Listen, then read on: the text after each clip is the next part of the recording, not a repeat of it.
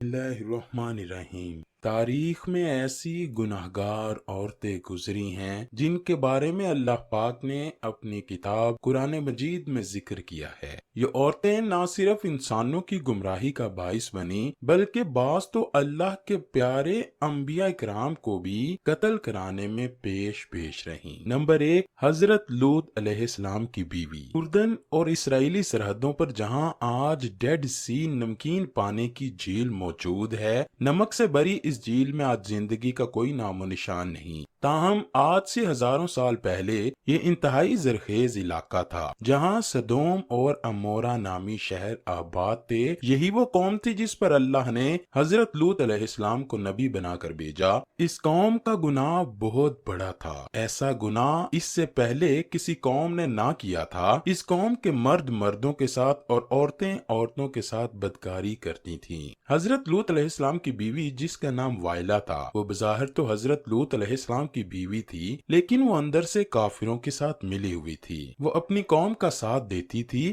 اس بیوی کے لیے اور کیا بد نصیبی ہوگی کہ یہ عورت ساری زندگی ایک نبی کے ساتھ رہتے ہوئے بھی اللہ کے حکم کی نافرمان رہی۔ جب حضرت لوط علیہ السلام کی قوم نے آپ کی باتوں کو ماننے سے انکار کیا تو اللہ کے فرشتے ان نوجوانوں کی صورت میں اس بستی میں ظاہر ہوئے جو حضرت لوط علیہ السلام کے گھر میں قیام پذیر ہوئے۔ حضرت لوط علیہ السلام کی بیوی جو اپنی قوم سدوم کے ساتھ ملی ہوئی تھی، اس نے جا کے اپنی قوم کو بتا دیا کہ نوجوان ہمارے گھر ٹھہرے ہیں۔ ان لوگوں نے حضرت لوط علیہ السلام کے گھر کو چاروں طرف سے گھیر لیا۔ اس پر فرشتوں نے حضرت لوط علیہ السلام کو ان کی قوم پر عذاب لانے کی خبر سے آگاہ کیا اور آپ علیہ السلام کو حکم دیا کہ آپ اپنے گھر والوں کو لے کر یہاں سے نکل جائیے۔ حضرت لوط علیہ السلام ابھی راستے میں ہی تھے کہ ان لوگوں پر اللہ کی طرف سے پتھروں کی بارش ہونا شروع ہو گئی۔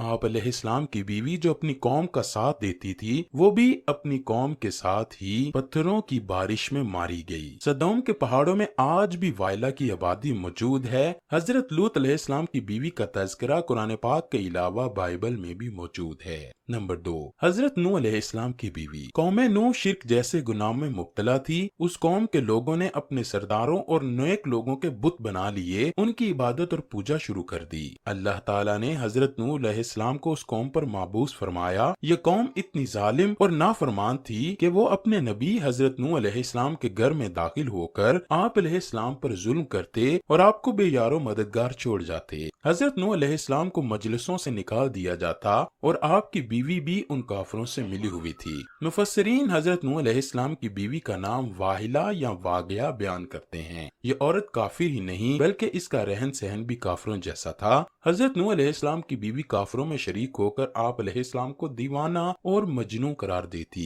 یہ عورت بتوں کی بڑی تعریف کرتی تھی۔ جب کوئی بندہ بتوں کو چھوڑ کر ایک خدا کی طرف مائل ہوتا تو یہ عورت اپنی قوم پہ جا کر اس آدمی کا نام بتا دیتی، جس سے قوم نوح کے لوگ اس بندے کو مارتے اور پیٹتے۔ اس طرح سے وہ بندہ بھی ڈر اور خوف کے مارے بتوں کی پوجا کرنے پر دوبارہ آمادہ ہو جاتا۔ واہلہ نامی اس عورت نے حضرت نوح علیہ السلام کے ایک بیٹے یام کو بھی کفر میں مبتلا کر رکھا تھا، لہٰذا آپ کا یہ بیٹا بھی ماں کی طرح کافروں سے مل کر آپ علیہ السلام کی مخالفت کرتا تھا۔ اللہ تعالیٰ نے اس عورت کی بدبختی قرآن پاک میں بیان کی ہے اور اس کی تفسیریں احوال بابل میں بھی درج ہیں۔ جب اللہ پاک نے حضرت نوح علیہ السلام کی قوم پر سیلاب کا عذاب نازل کیا تو آپ علیہ السلام کی بیوی اور نافرمان بیٹا یام بھی اپنی قوم کے ساتھ برباد ہو گئے۔ نمبر 3، دلائلہ۔ دلائلہ وہ عورت ہے جس کا نام کئی صدیوں سے بے وفائی اور دغا بازی میں بہت مشہور رہا ہے۔ دلائلہ کا ذکر قرآن پاک اور بائبل میں پڑھنے کو ملتا ہے۔ واقعہ کچھ یوں ہے کہ حضرت موسیٰ علیہ السلام کی وفات کے بعد بنی اسرائیل کی قوم عمالقہ کی محکوم بن چکی تھی، تو اللہ پاک نے اس قوم میں بہت ہی طاقتور لڑکے کو پیدا کیا جس کا نام سیمسن تھا۔ سیمسن اس قدر طاقتور تھا کہ وہ اکیلا ہی 1000 بندوں کا مقابلہ کر لیتا تھا۔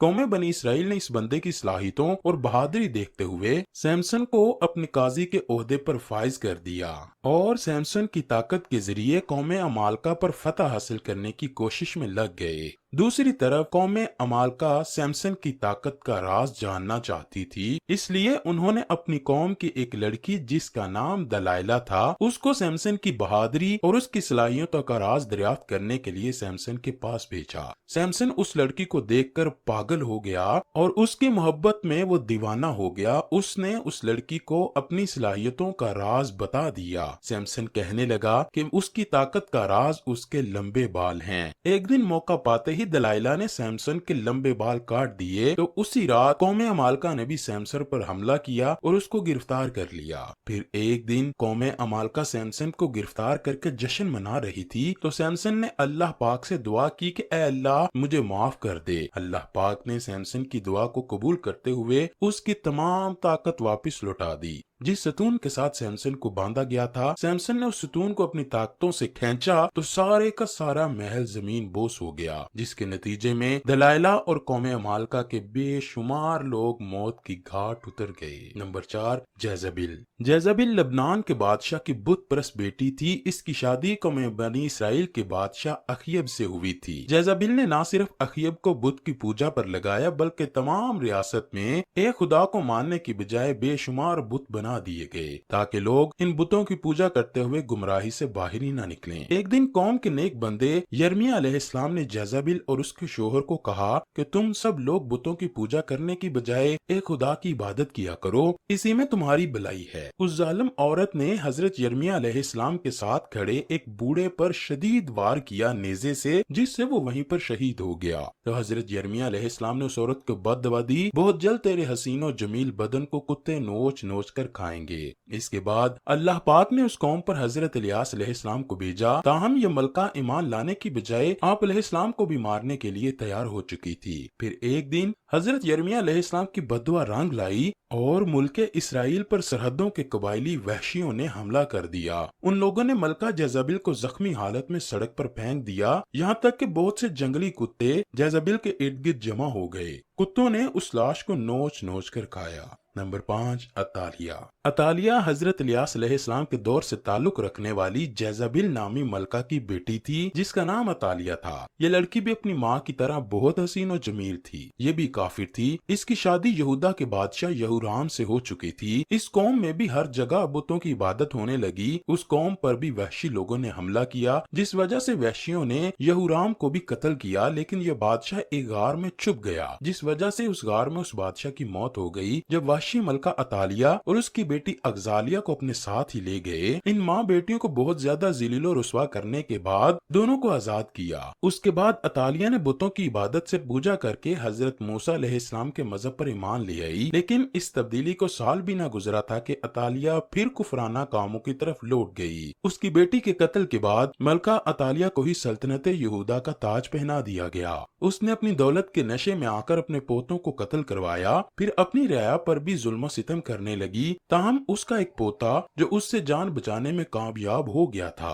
یہودا کے لوگوں نے اسے اپنا بادشاہ بنا لیا۔ یہ ملکہ عطالیہ اپنے محل کے باہر اپنی ہی قوم کے ہاتھ بہت ہی ذلیل و رسوا ہو کر مر گئی۔ عطالیہ کا ذکر بھی بائبل میں تفصیل کے ساتھ موجود ہے۔ Number 6، Herodias. ناظرین گرامی، ہیروڈیاس کو اگر تاریخ انسانی کی سب سے گناہگار عورت کہا جائے تو غلط نہ ہوگا، کیونکہ یہ عورت حضرت یحییٰ علیہ السلام کے قتل کی ذمہ دار ہے۔ یہ حضرت عیسیٰ علیہ السلام کی پیدائش سے چند برس پہلے کی بات ہے کہ ہیروڈیاس ایک غریب اور حسین و جمیل لڑکی تھی، فلسطین کے خاندان کی بہو بن گئی۔ ابتدا میں اس کی شادی شہنشاہ کے دوسرے بیٹے ہیروڈ سے ہو گئی اور اسی ہیروڈیاس کے گھر ایک لڑکی پیدا ہوئی، تاہم جب وراثت کی تقسیم کے بعد ہیروڈیاس نے دیکھا کہ سب سے زیادہ طاقتور تو فلپ کے بھائی اینٹیپاس کے پاس ہے، تو اس نے بھی اپنے شوہر کو چھوڑ کر اینٹیپاس سے شادی کر لی۔ انہی دنوں اللہ کے پیارے نبی حضرت یحییٰ علیہ السلام، جنہیں اہل کتاب یوحنا کے نام سے پکارتے ہیں، وہ لوگوں کو درس و تدریس دینے لگے۔ ہیروڈیاس کو آپ کی دینی باتیں پسند نہ تھیں، جس کی وجہ سے اس نے حضرت یحییٰ علیہ السلام کو گرفتار کروایا۔ ہیروڈیاس نے کافی بار کوشش کی کہ وہ اپنے شوہر اینٹیپاس سے